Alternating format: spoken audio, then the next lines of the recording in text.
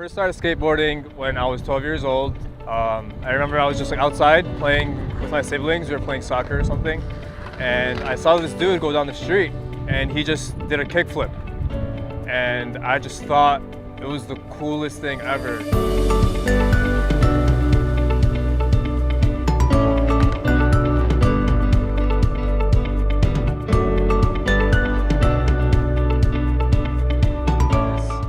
You know, there's people who skate in competitions and whatnot, and it gets very competitive, but like to me personally, skateboarding is definitely a form of art.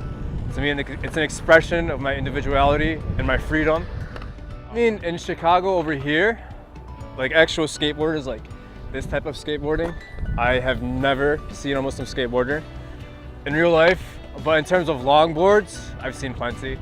I've seen a lot of Muslims who longboard, but never Muslim skateboarders who like just skateboard and do kick flips and the true art of skateboarding. No offense to the longboarders out there, but the true art of skateboarding. I've never seen any other Muslim do it.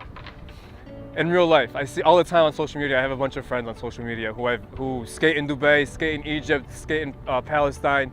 I just know them over social media. I haven't met them in real life yet. I was raised in Oak Forest, a little town next to Orland Park in Chicago.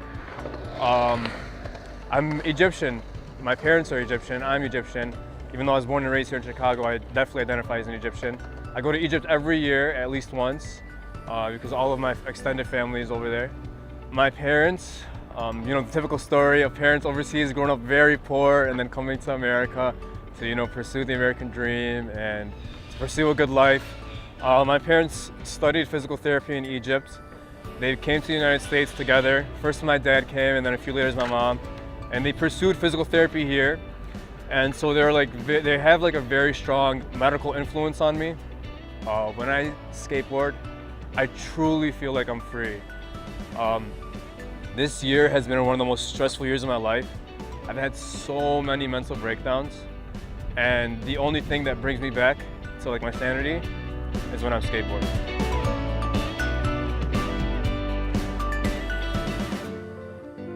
It's just like, it's freedom. To me, it's freedom. You don't have to rely on a team, you know what I mean? You don't have to like rely on other people. It's just you and your skateboard, and there's no rules. And that's one of my favorite things about skateboarding, is that there's no rules. It's what you make of. When I first started skateboarding, I only skated with people that were not of color. I didn't have any colored friends to skate with.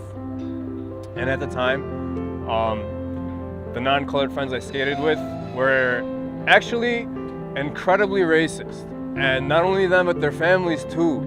And keep in mind, I was 12 years old, right? I'm not thinking about race. I'm not thinking about religion.